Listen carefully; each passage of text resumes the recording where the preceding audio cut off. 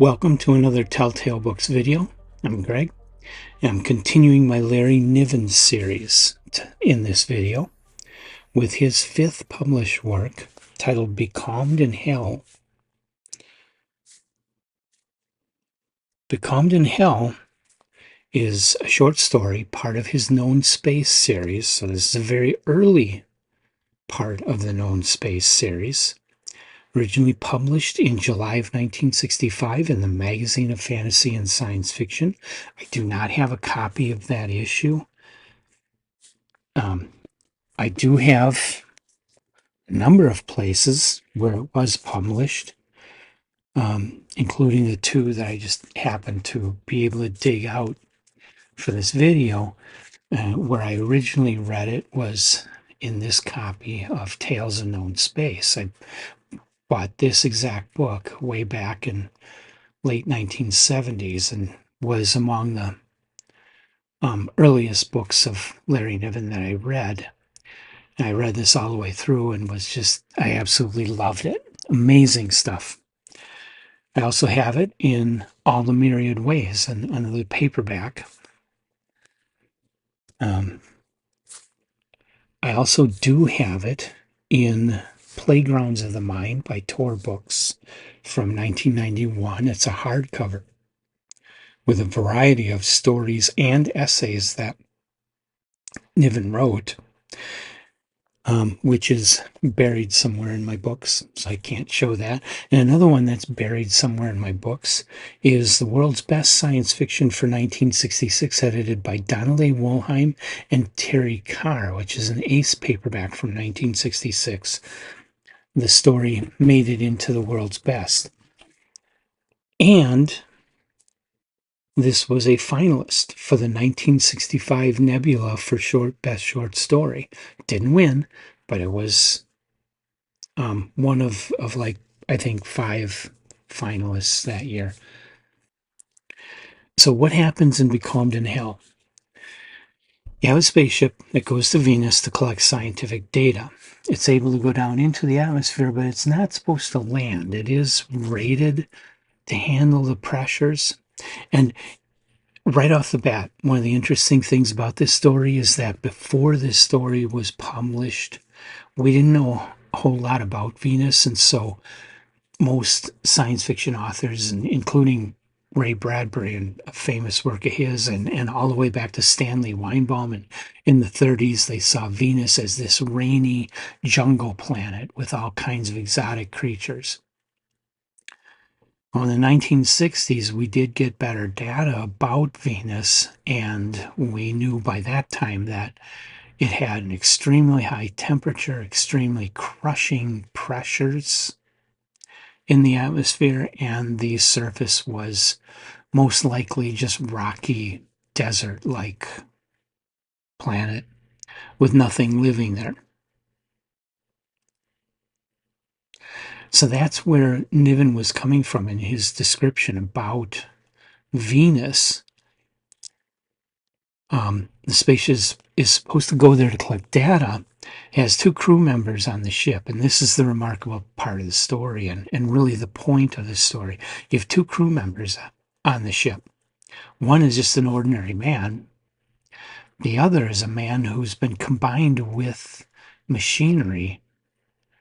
He had been in an accident. They brought him back by basically saving his brain and connecting him up to machinery. So now he's a part of the ship, basically making the ship alive.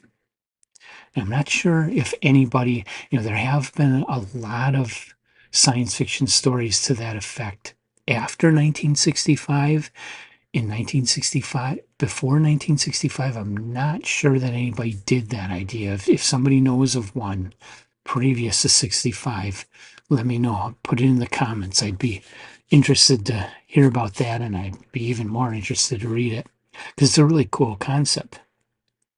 But that fact of the other crew member being integrated into the ship's systems kind of brings up the point of the story, which is, again, a science fictional situation, a science situation for the characters to solve.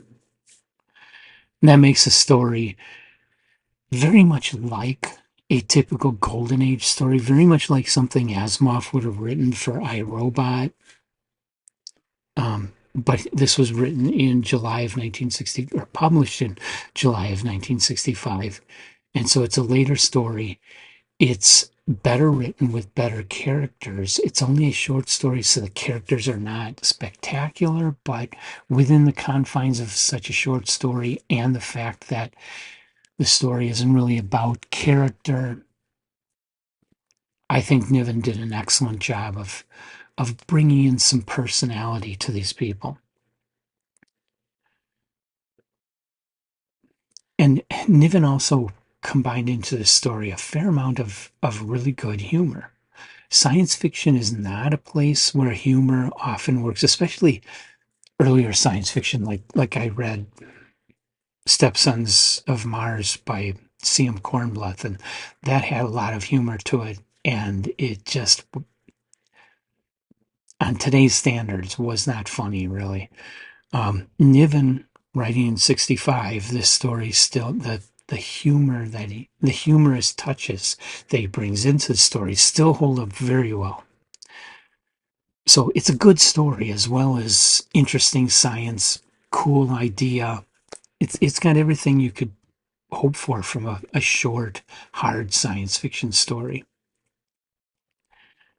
And so I recommend it, but it is for people who like the hard science fiction. If you don't like science with your science fiction, then this isn't the story for you. But I don't know who would want science fiction without science. It's kind of the point, isn't it? Science is right in the name. As far as we know that a lot of what is presented in this story scientifically and technically is not stuff that we have accomplished yet. But as far as how much of it is real science and how much Niven made up, that's another good point about the story. He blurs that line very well so that you really don't get a sense of what's not real in this story. It all comes alive really nicely. You don't get this sense that he's just pulling something out of his butt like you do like 1930s science fiction. Aliens are attacking. They're going to destroy the whole planet. Oh, give me 5 minutes. I'll invent a ray that will eliminate the aliens and make them all go home. That was 1930s science fiction. Niven is not doing that here. Some of the science is fictional, but he blends it with real science well enough that you you don't notice it. You believe it. You that tendency to go, no, that's not even possible, doesn't enter into this. It all sounds right. It all seems possible. And that's a really good hard science fiction story. You don't get a sense that it's bullshit.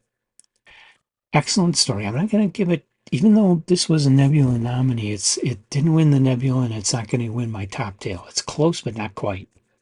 So close, but not quite. I do know that Niven wrote better stories than Becalmed in Hell. But it is a good story, and I do recommend it. If you want some real science fiction, this is a good one. Actually, any of the known space stories, I would say go out and read them all. It's a great series. It's really cool stuff. So have you read Becalmed in Hell? I want to hear your thoughts about Becalmed in Hell, about Larry Niven, about known space. Leave those in the comments. Don't leave other types of comments. Just keep it on topic. And come on back for more. A lot more Niven coming. This was only number 5 of his total bibliography of a couple hundred. Yeah, 215 so far.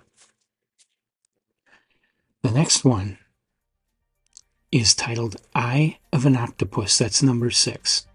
That'll be coming up as soon as I can get to it. I hope you'll join me for that and all the other great stories and authors we talk about on Telltale Books.